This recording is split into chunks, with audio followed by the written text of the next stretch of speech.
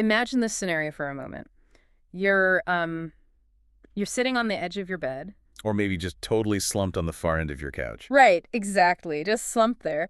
And it's the end of a long, relentless Tuesday. The worst day of the week, It honestly. really is. And you're Yeah. staring at the glowing screen of your phone, with that harsh blue light casting these long shadows across your quiet room. It's just doom scrolling. Yeah, and you feel utterly, completely drained. And I don't just mean like the kind of tired that comes from a hard workout. Oh no, it's much deeper than that. It's bone tired, soul tired. I mean, the kind of exhaustion that a full 8 hours of sleep doesn't even, begin to fix. Because it's not physical fatigue. Exactly. Think about what it took for you to just get to this moment on the couch.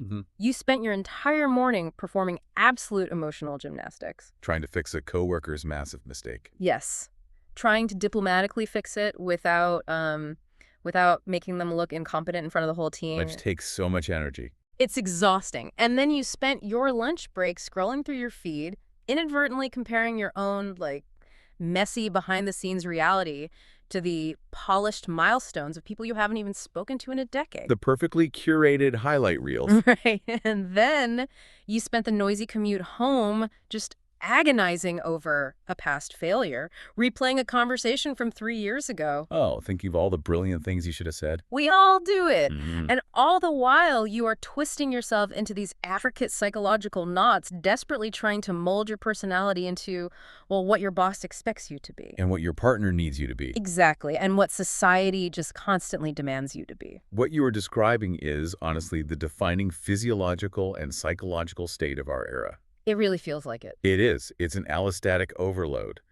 You are basically running a marathon at a dead sprint, but you aren't actually moving forward geographically. Just sweating in place. Yeah, running in place, but carrying the emotional weight of everyone else's world on your shoulders. The nervous system, it simply isn't designed to process that much simultaneous external pressure without a massive internal collapse. And here is the brutal confusion of it all. Despite doing everything right by modern standards, Quote unquote right. right, despite bending over backwards to be the ultimate accommodating, low-maintenance, good person, the primary reward you get is anxiety. Just a heavy chest and a racing mind. You feel empty. You feel completely overwhelmed by the sheer velocity of your own life. And why?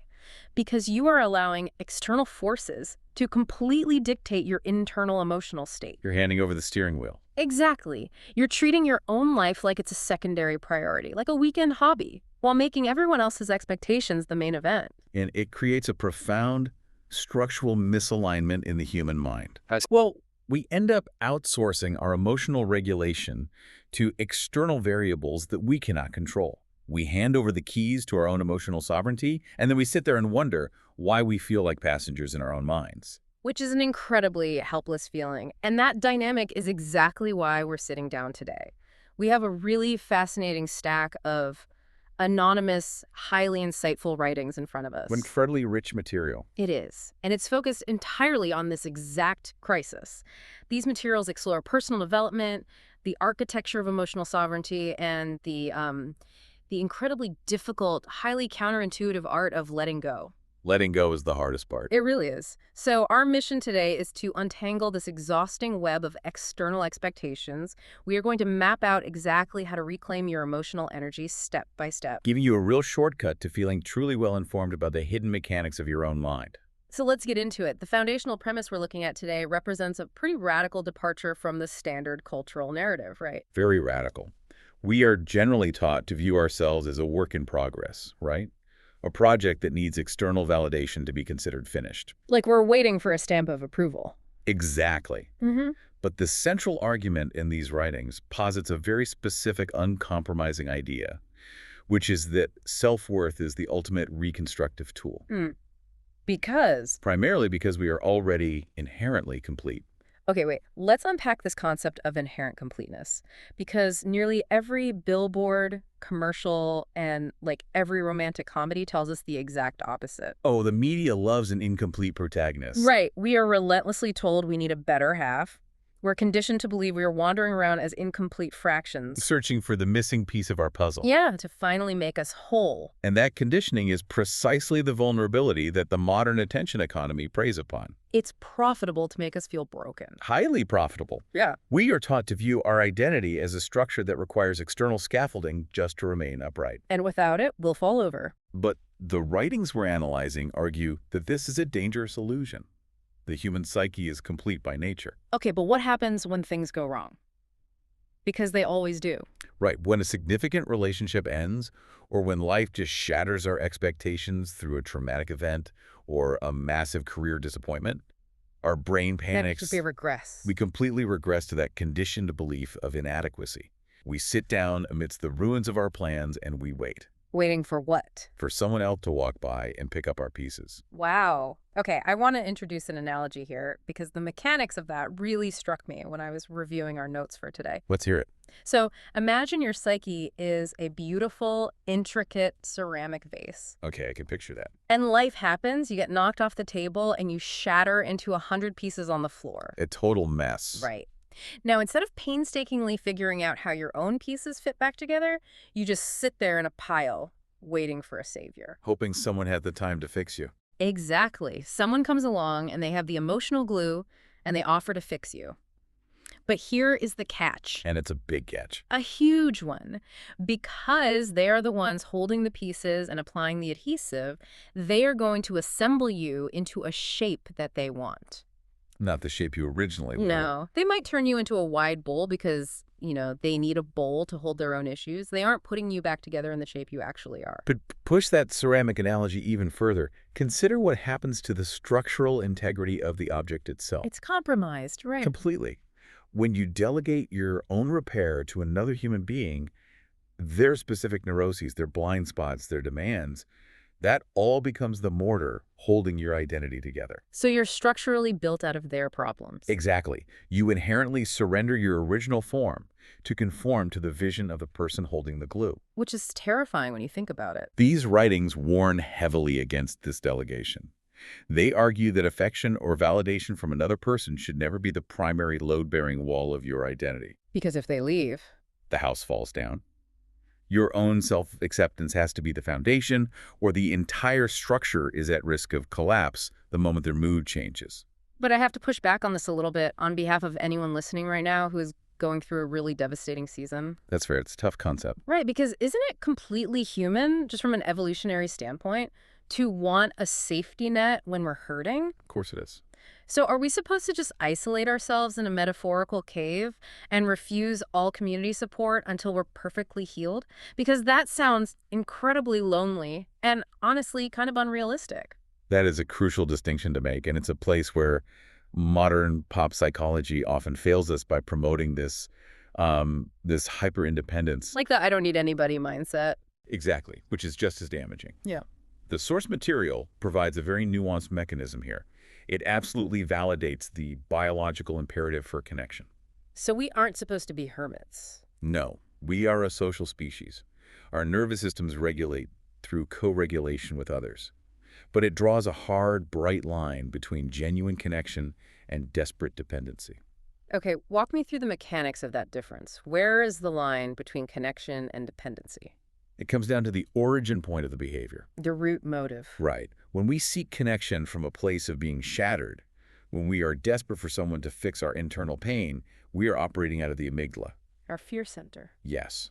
We are driven by the terror of being alone and the fear that we are permanently broken. And what happens when we build from there? When you operate from a fear of loss rather than a place of wholeness, you don't create magical reciprocal relationships.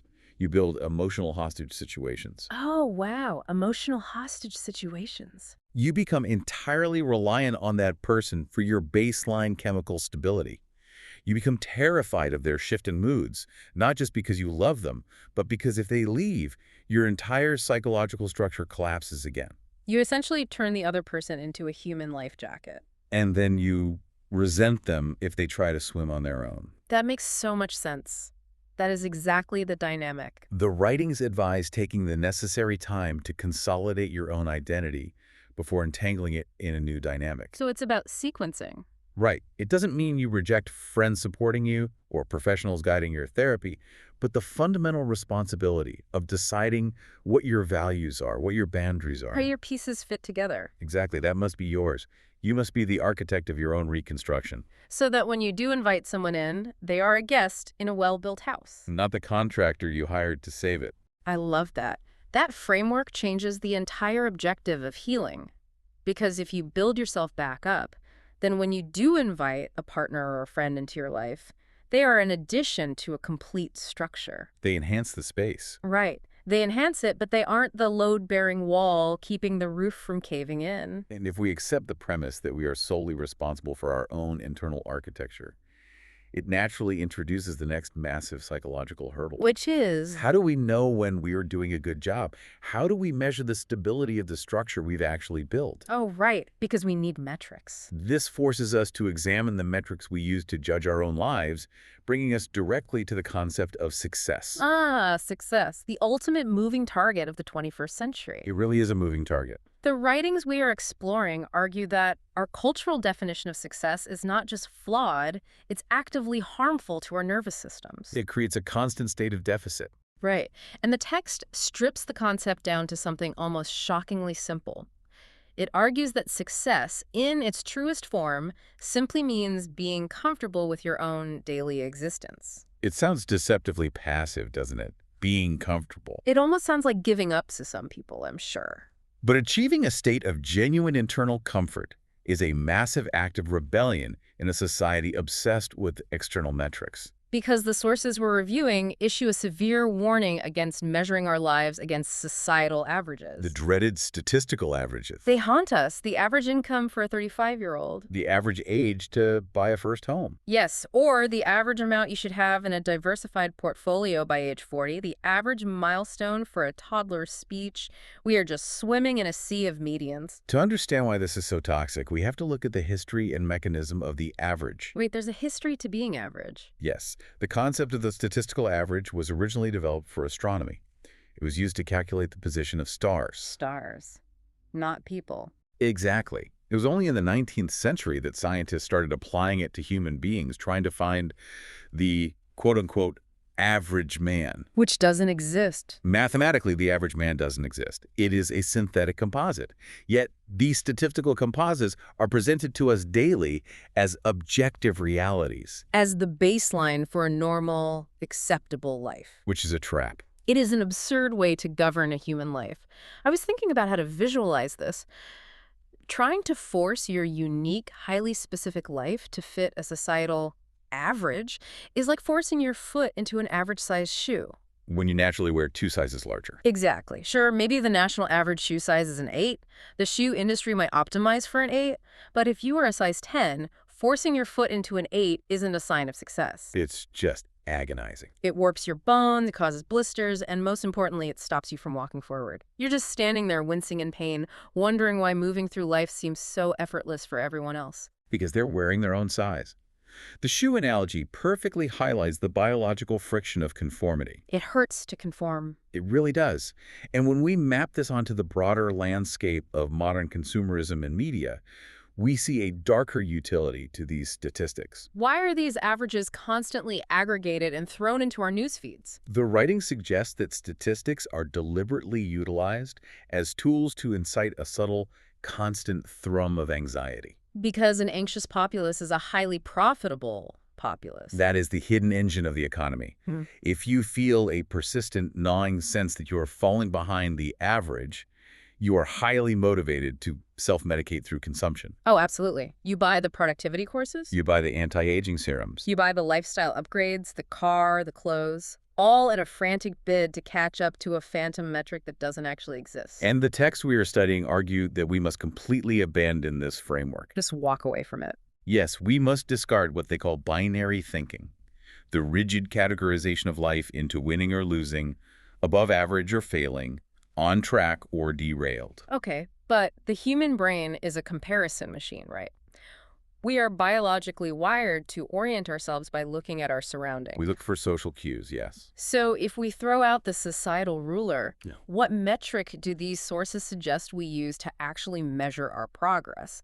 Because we can't just wander aimlessly. The only scientifically and philosophically valid comparison, according to the source material, is comparing your current self to your past self. Oh, that's beautiful. Are you responding to stress with more wisdom than you did a year ago? Have you developed more patience with your children? Are you constructing a daily routine that feels more authentic to your specific neurological needs? So the focus moves entirely inward. Right. There is no average life trajectory because there is no average human. Every single person brings an entirely unique constellation of genetic predispositions, childhood traumas, socioeconomic advantages, and just random luck to the table. So comparing your chapter 3 to someone else's chapter 12 is a catastrophic error in data analysis. It's comparing apples to, well, not even oranges.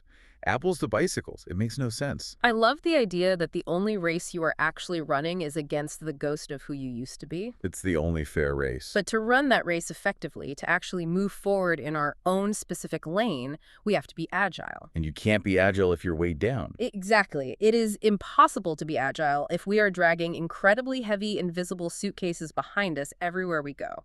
Which introduces one of the most practical applications in the text. Dropping the luggage. The necessity of dropping our psychological luggage.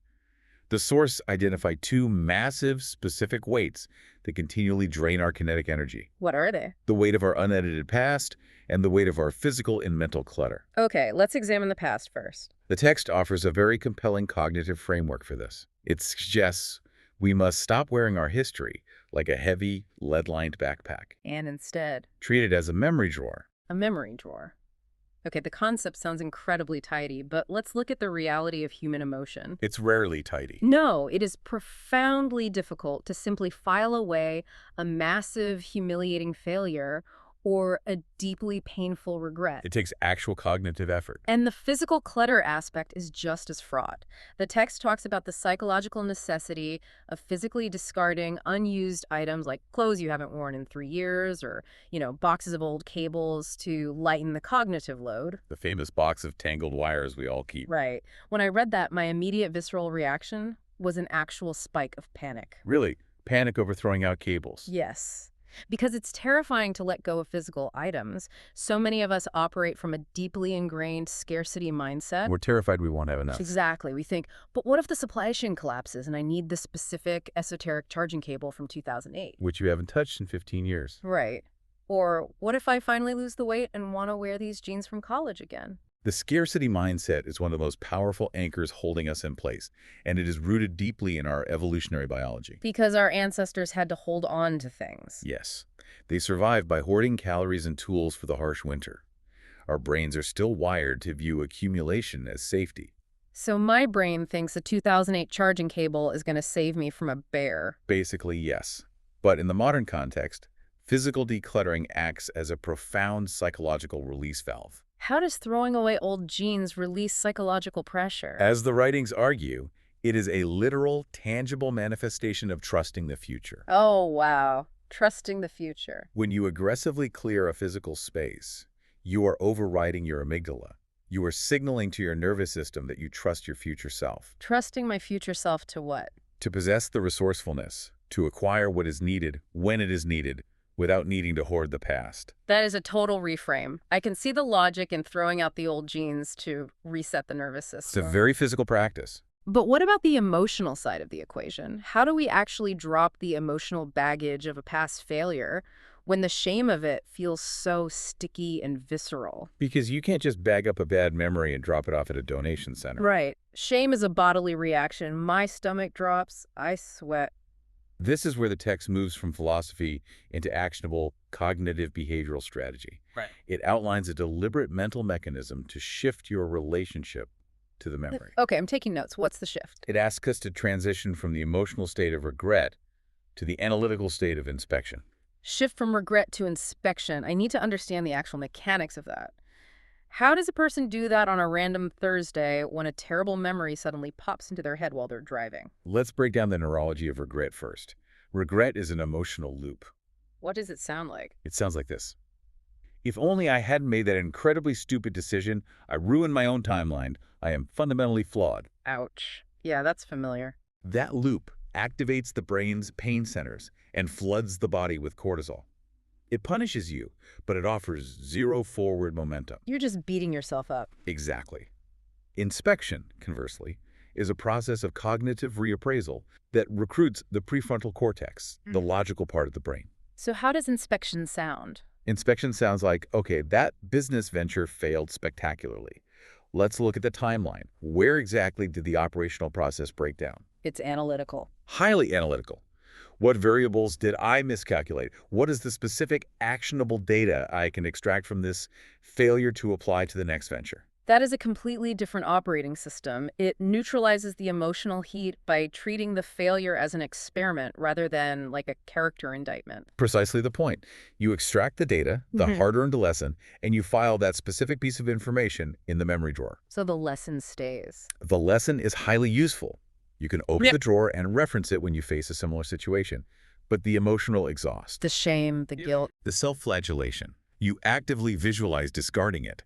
You do not need to carry the emotional pain of a lesson once the intellectual lesson has been fully integrated into your behavior. That is an incredibly freeing framework. Keep the data, compost the shame. Compost the shame. I like that. Now, speaking of heavy things we drag around, one of the most exhausting rocks in our invisible suitcase is the sheer weight of the expectations we place on the people around us. Yes, the illusion of control and the immense suffering it generates. It's a huge theme in the readings, isn't it? A recurring, almost relentless theme in the source materials is the daily, grinding misery caused by our subtle and sometimes overt attempts to fundamentally alter other people. This is a point where the text forces a very uncomfortable mirror on the listener, Well, it's very confronting. because it argues that we rarely view ourselves as controlling. We brilliantly disguise our desire for control under the socially acceptable banner of caring. We convince ourselves we are just being helpful. Exactly. We think we're devoted friends or highly engaged parents or supportive partners, but underneath the surface, we are aggressively trying to mold people to reduce our own anxiety. Because their unpredictability makes us nervous. Right. Think about an analogy of a houseplant. You buy a beautiful plant, you love the plant, Okay. you are desperate for it to thrive and grow faster than its biology actually dictates. So out of quote-unquote care, you water it every single day. You're hovering over it. You hover over it, and what happens, you end up completely drowning the root system. The plant rots from the bottom up. You loved it to death. Yes. Your so-called caring was actually a suffocating level of interference based on your own internal anxiety about the plant's growth, completely ignoring the reality of what the plant actually needed to survive. To build on that botanical analogy, consider what happens beneath the soil when you overwater. What happens? The roots don't just drown, they become lazy. Lazy roots. Yeah, they stop seeking out their own deep water sources because the surface is constantly flooded.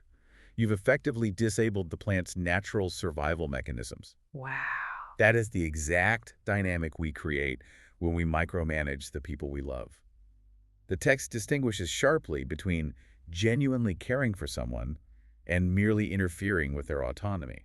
So what does true caring look like? True caring requires the immense discipline of accepting the other person's agency, even when they use that agency to make a mistake. Even when they mess up.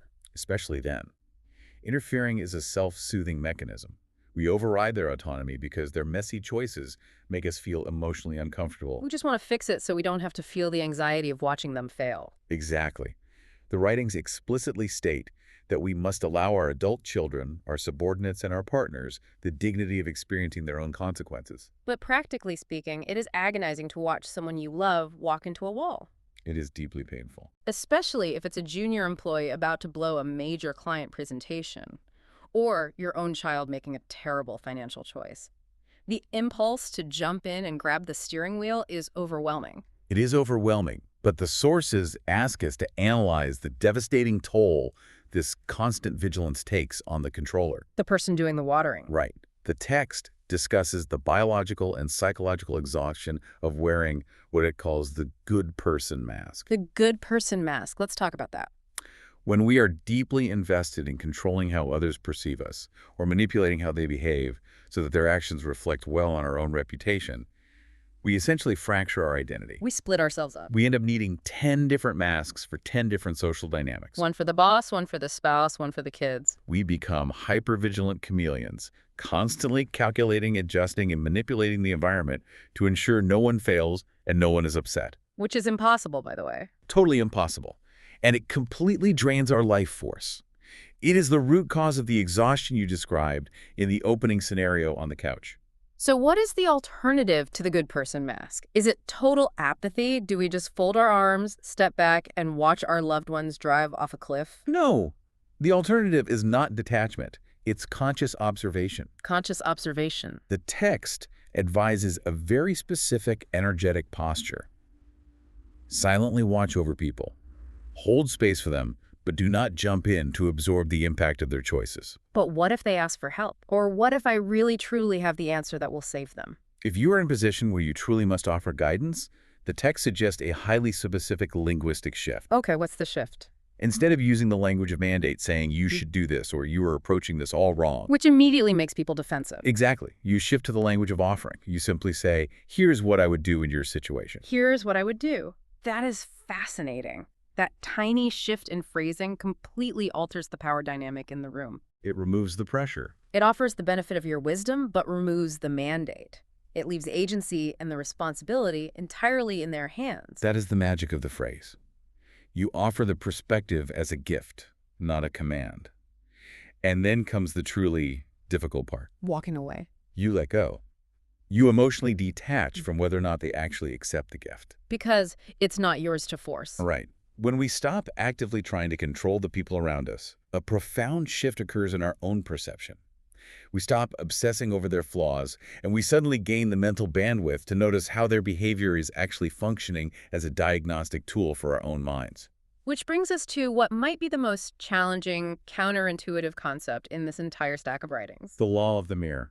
The law of the mirror. Let's unpack this. It is a foundational psychological concept in these materials, and it echoes ideas found in depth psychology and shadow work. What's the core premise? It's radical.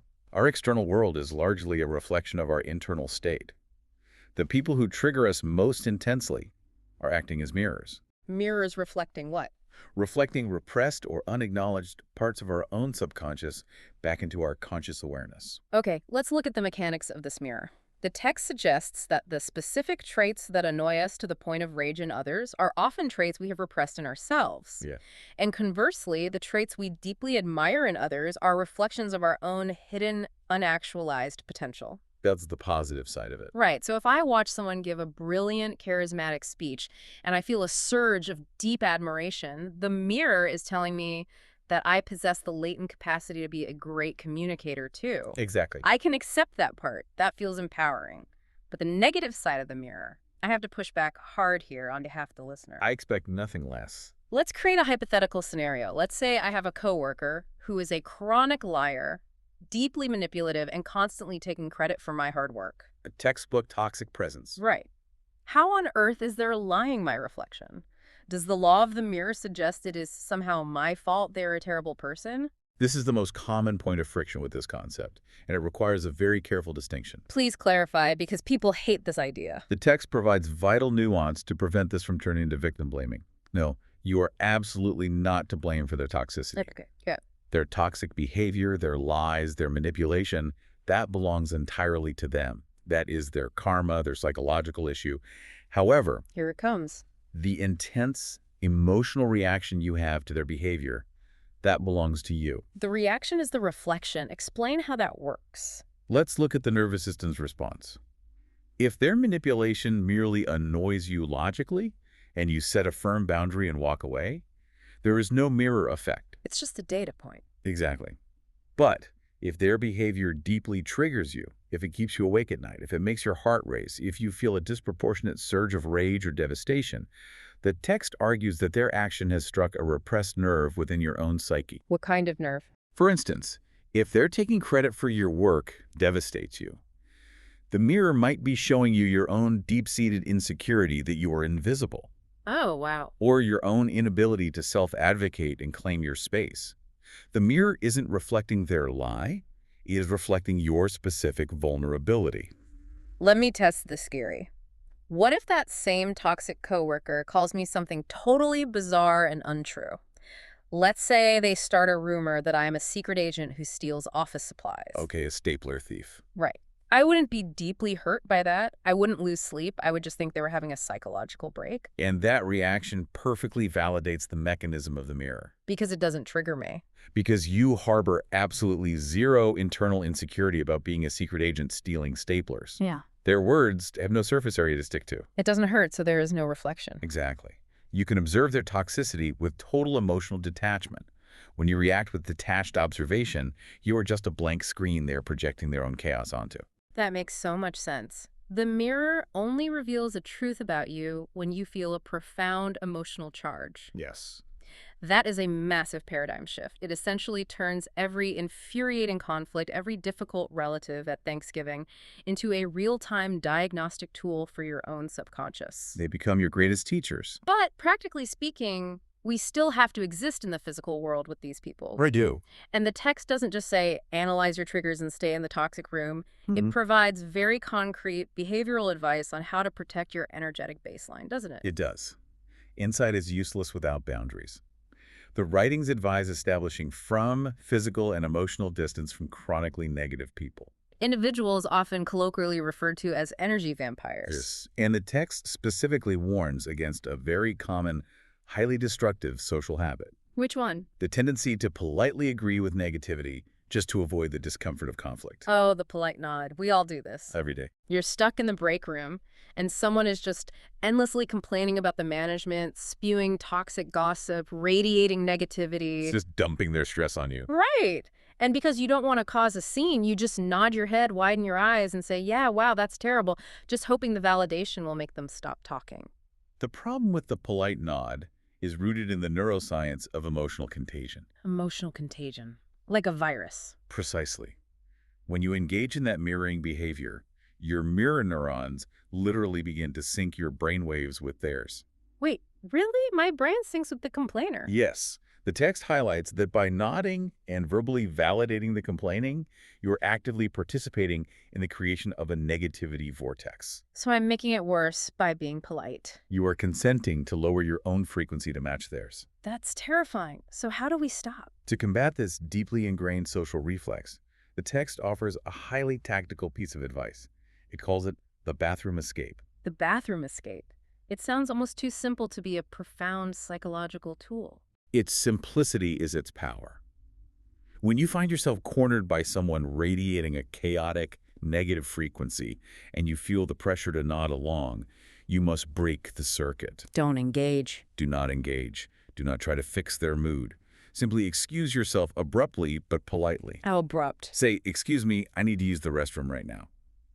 Breaking the physical proximity immediately severs the energetic exchange. Because you're literally removing the target. It removes you from the blast radius of their mood without initiating a defensive confrontation that would only drain more of your energy. You literally just walk out of the room when the mirror starts projecting something you refuse to absorb. It's a physical boundary. Very physical. But setting physical boundaries in an office or a living room is just one battlefront. How do these sources suggest we protect our cognitive energy from the constant, invisible, borderless barrage of the digital world? Ah, the digital world. Yeah. That is the true frontier of modern emotional sovereignty. It's where we lose the most energy. The writings tackle the digital landscape head-on.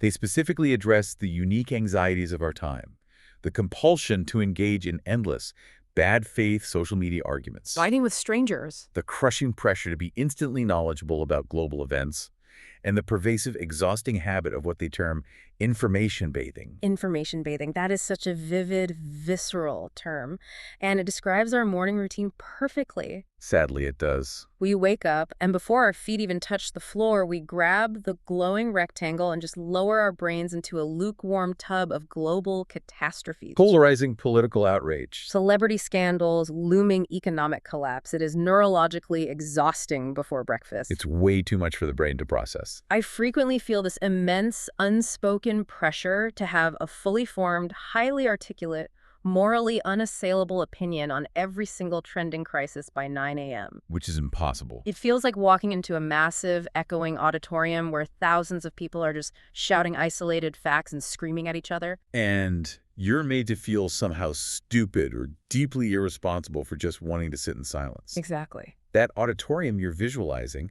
is the exact architectural blueprint of the attention economy.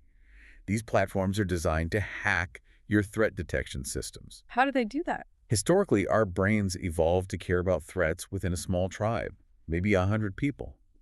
Now your brain is trying to process the pain and conflict of 8 billion people in real time. It's a recipe for chronic cognitive burnout.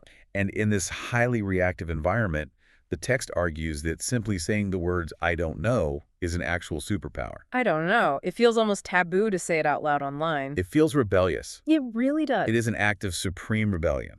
Claiming ignorance is a refusal to participate in the frantic, dopamine-driven cycle of the digital age. It is an assertion of boundaries. So we're allowed to just sit out the argument. The text suggests that intentional silence is very often the most mature, powerful, and stabilizing response to digital provocation. When an algorithm or a stranger tries to drag you into a polarized debate, your silence starves the system of the engagement it needs to survive. I understand the philosophy of silence, I really do.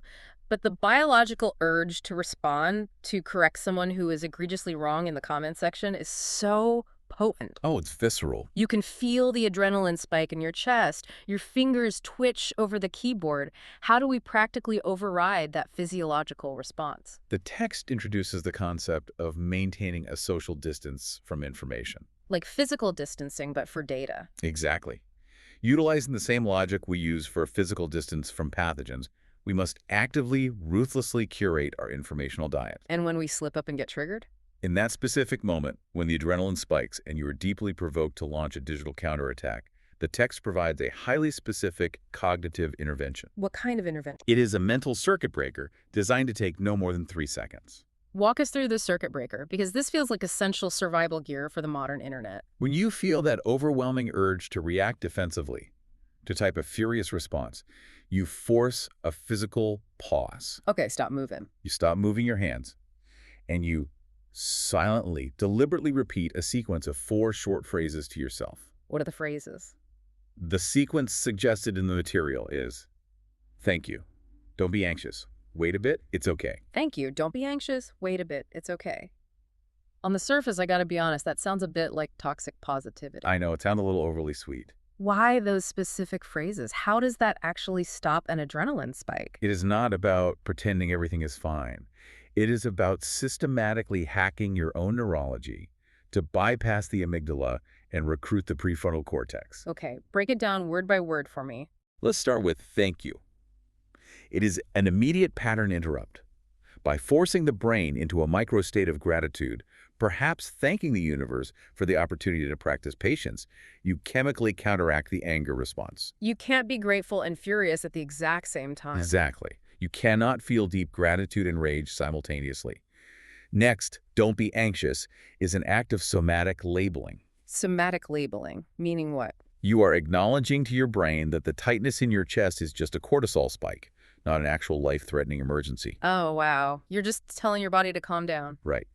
Then, "wait a bit" introduces a mandatory temporal delay between stimulus and response. Fine time. This delay is the exact mechanism that allows the logical prefrontal cortex to come online and override the impulsive lizard brain. And the final phrase. Finally, "it's okay" offers the self-soothing validation that you do not need to win this argument to be safe. So this 3-second sequence acts as a firewall. A firewall allowing you to respond with intentional silence rather than reactive, destructive engagement. It essentially stops the electrical surge before it fries your motherboard. That's a great way to put it. But adopting this practice introduces a terrifying new reality, doesn't it? What's that? When we finally use that circuit breaker, when we successfully block the digital noise, when we refuse to argue in the comments and actually turn the screen off, we are left sitting in a quiet room, completely alone with our own thoughts. And for a massive percentage of the population, that silence is the most terrifying environment imaginable. Which is exactly why the writings devote considerable space to exploring the lost luxury of solitude and the absolute necessity of emotional honesty. The text suggests that the ubiquity of smartphones has systematically destroyed our psychological tolerance for simply existing. We can't just be anymore. No, we have lost the capacity to inhabit a space without a screen mediating, curating, or distracting from our physical reality. The overarching argument here is that we must aggressively reclaim the here and now. Let's investigate that terror of silence. It's everywhere. We see it everywhere. We pretend to text if we arrive at a restaurant before a friend, just to avoid the perceived awkwardness of sitting alone for 3 minutes. We put in headphones the second we step onto a bus, even if nothing is playing. Right. What are we actually running from when we avoid just sitting on a park bench and looking at the trees? The psychological analysis provided in the sources is quite stark. We are running from our own unprocessed emotional backlog. The backlog. Yes. In the absence of external stimulation, the brain's default mode network activates, and the things we have shoved down into the basement of our subconscious begin to loudly climb the stairs. That is a terrifying image. The monsters coming up the stairs. The low-grade anxiety about our career, the lingering grief over a lost friendship, the quiet, terrifying realization that we might not actually like the life we've built. All of these truths knock on the door the exact moment the digital noise starts. So the endless scrolling is just a very sophisticated, highly engineered pacifier to keep us from hearing our own internal alarms. That hits so close to home.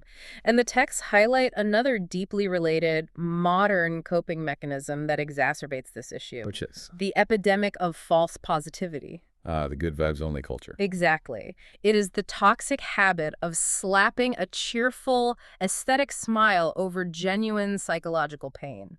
The text argues that ignoring pain, or culturally refusing to grant yourself permission to feel complex, negative emotions, is the equivalent of inflating a high-pressure balloon inside your own chest. You can't just keep blowing air into it. No, you can keep pushing the air down, hiding the balloon, smiling through the discomfort, and repeating empty affirmations.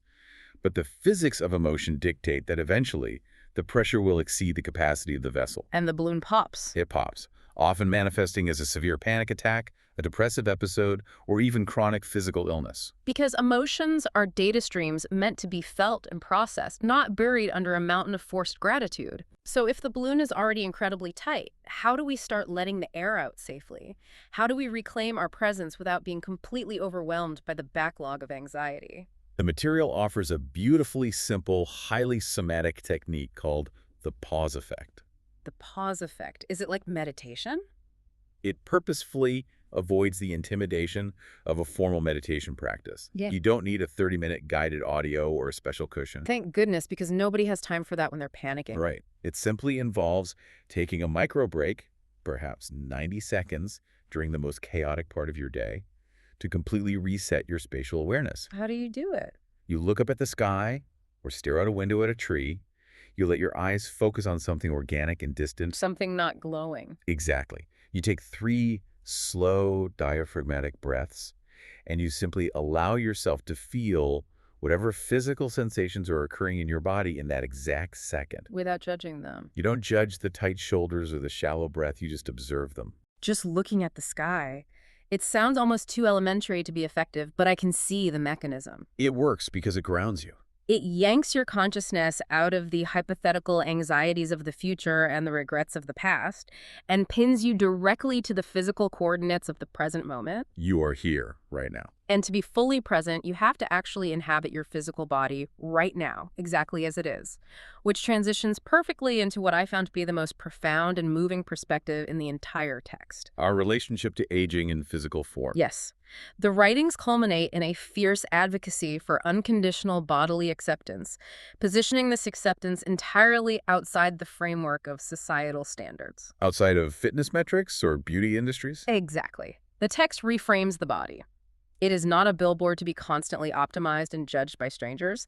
It is the physical home of your consciousness. A home of consciousness. I want to use one final analogy to really anchor this concept, because the way society conditions us to view our bodies is profoundly tragic. Let's hear it. Imagine you rent a cheap car for a chaotic weekend road trip. Okay. You are probably going to treat it a little poorly. You might eat greasy fast food in the driver's seat. You might push the engine too hard. You might fly over speed bumps without braking. Because you don't care, it's a rental. Right. Ultimately, your relationship to the car is transactional. It's not yours. You're returning it on Monday. Now contrast that with building a lifelong home. The singular place where you and your family will experience every joy and sorrow for the next 50 years. Yes. You treat that structure with immense reverence, you carefully maintain the foundation, you patch the roof, you tend the garden. Because you have to live there. Exactly. Society relentlessly tells us to treat our bodies like that rental car push it past its limits for productivity, surgically alter it to fit a fleeting trend, and despise it when the paint starts to fade. Because culture tells us that aging is a moral failure to stay young. But these texts aggressively reframe the aging process. They view aging not as a decline, but as the ultimate biological victory of living. It is a profound philosophical shift. Viewing aging as a punishment is a symptom of a culture obsessed with consumption. The text states clearly that growing old is a profound privilege, a privilege that is randomly and tragically denied to millions. When we view the body as a lifelong sacred home, we maintain it out of deep gratitude, not out of a frantic, panicked attempt to freeze time. The text relies on a crucial philosophical distinction here, doesn't it? Yes, between the states of having and being. Let's explore that distinction. What is the difference between having a body and being in a body? When our consciousness is trapped in the state of having, hyper-focused on having youth, having unblemished skin, having a specific waist-to-hip ratio, having immense material wealth, we are condemning ourselves to constantly chase mirages. Because you can't hold on to those things forever. These external attributes are transient by the laws of physics. They will inevitably change, degrade, or fade. So if your identity is based on having, you will live in a state of perpetual anxiety, terrified of losing your assets. Exactly.